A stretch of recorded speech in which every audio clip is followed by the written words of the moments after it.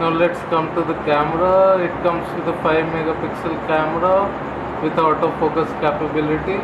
You can just touch the screen to autofocus and touch the screen again to take a picture, right?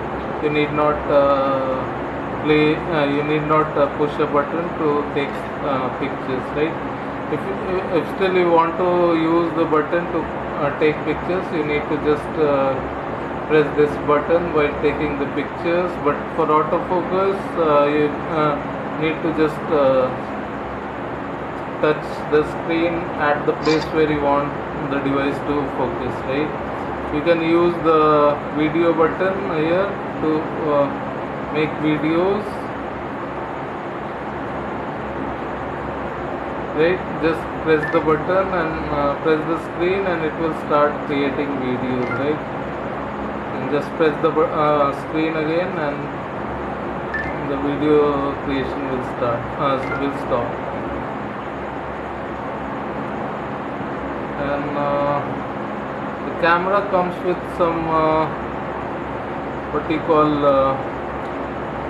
Nokia lenses, which lets you take different types of pictures.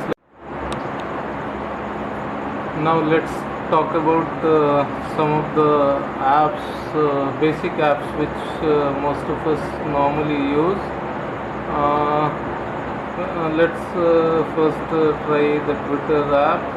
This app can be downloaded from the App Store, right? We have already added the account details, right? Even though the app looks good enough, but if you compare it this one with the one available at the Android and the iOS store, you'll find that even the Twitter app needs to do a lot to get at par with the Android and iOS counterpart. For example, the space at the top of the app is mostly unused, right? Even the bottom of the app, there you can find one bar with having two buttons, giving you almost say half of the screen only to read the tweets and use the Twitter app, right? So similarly, that is the case with the Facebook app. If you want, you can go Facebook. I have not added the account details, so I'll just skip the Facebook because in terms of quality, the Facebook app is also far behind from the counterparts of Android and iOS. One of the reasons that may be behind this lack of say quality compared to Android and iOS, because the most of the apps on the Windows platform are not directly developed by the say Twitter and Facebook or the actual developers, but developed by Microsoft himself. And perhaps that leads to a degradation in terms of quality. Now let's try something. You can see all your apps if you just slide your screen to the left. Here everything that that has been installed on the device can be seen, right? Whatever application you install from the App Store, it will be coming at this place first. If you want to say move any application on the home screen, you just need to click on the app and then click on the pen to start. It will automatically transfer it to the home screen. You can arrange the home screen tiles as per your needs. Just click on any app which you want to say reorganize, and it will just move like this. It will and you can just move the app here. If you want to increase the size of the app, just click on this this one, let's say this one, it will increase the size of the app if you want to decrease or if you want to move, right? So this way you can set things up of your home screen. Some of the tiles on the home screen are dynamic ones, which means that they will be changed. Now let's talk about the here maps and here the. Basically, these are similar to what you know by the name of Google Maps and Google Navigation. Here Maps and here Drive is basically the what you call the alternative of Google Maps and Google Navigation, developed by Nokia.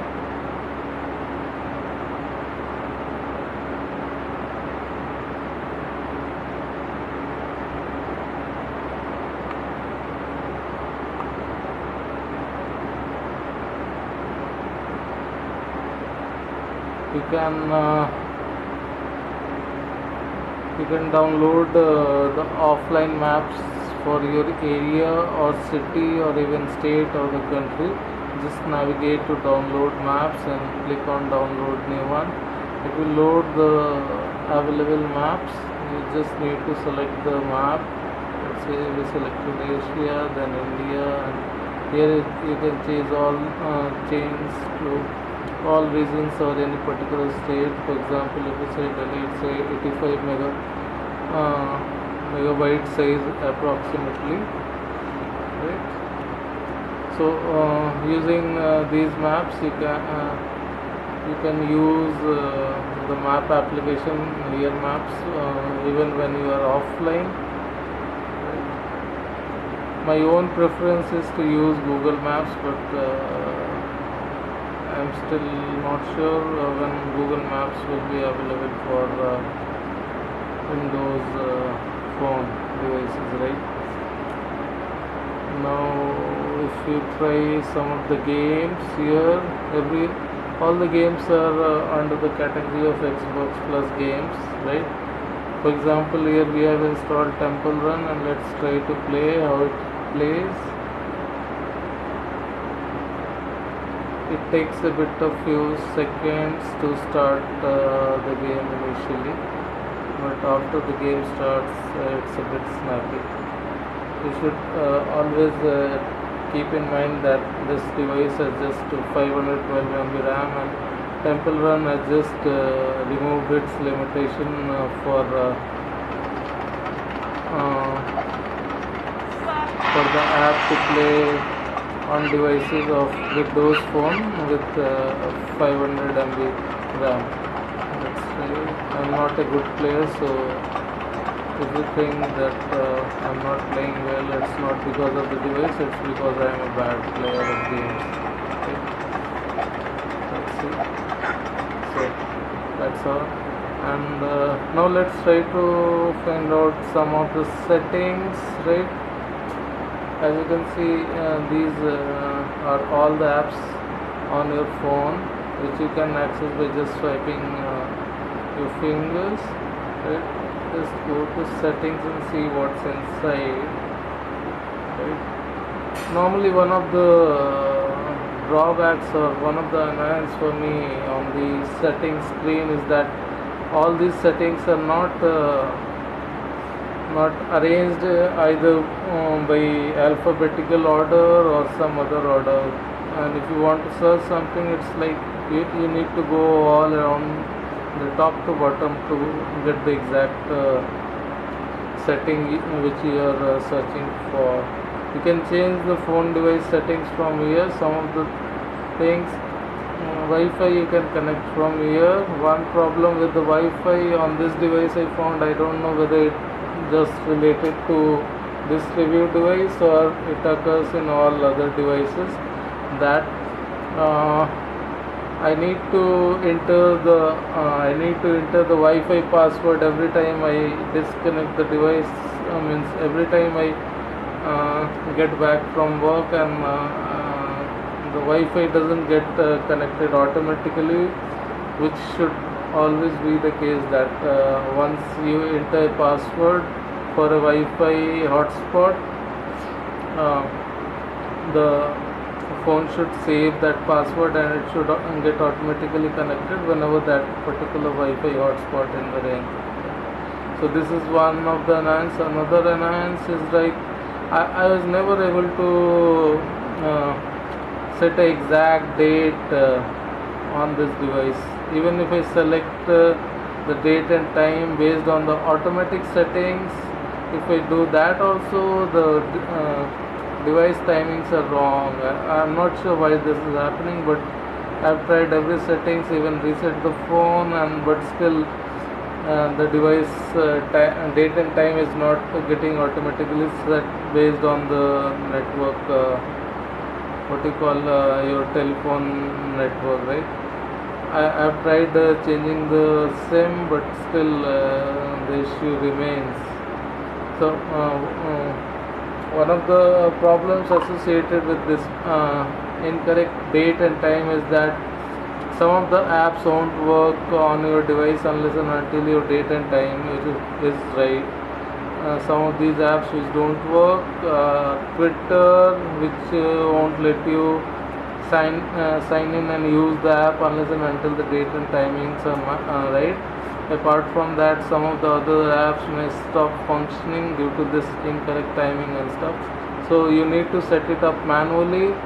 So that's what I had done, that I've set the date and time manually, and after that your applications will work without any issues.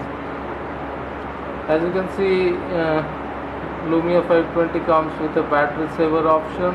Basically, if you enable the option, it will turn off some services when your battery is low, and that will help you preserve some battery, and hence it won't be bad in critical condition when you are away from a charging device or you are away from a power plug. What else? Let's see. The phone storage, as you can see here, is approximately out of 7.23 GB available, 2.88 GB is used here. We haven't installed much of applications here, so you can safely assume that approximately 2 GB is used by the Windows phone operating system. We don't have any SD card attached to it, that's why it's not showing, right? Other thing is that you can change the brightness to high, low or medium. I have set it to high just for the sake of camera. Apart from that, you can change the speech language from English to whatever language you want. What else? That's right. If you want to reset your device, usually that's the case sometimes. You can do it right from here itself. Just go to about phone, let's see, about Windows phone, and here you will find the option to reset the device. Just click on S. It will reset your phone device to factory setting. It will need a reboot to do that, right?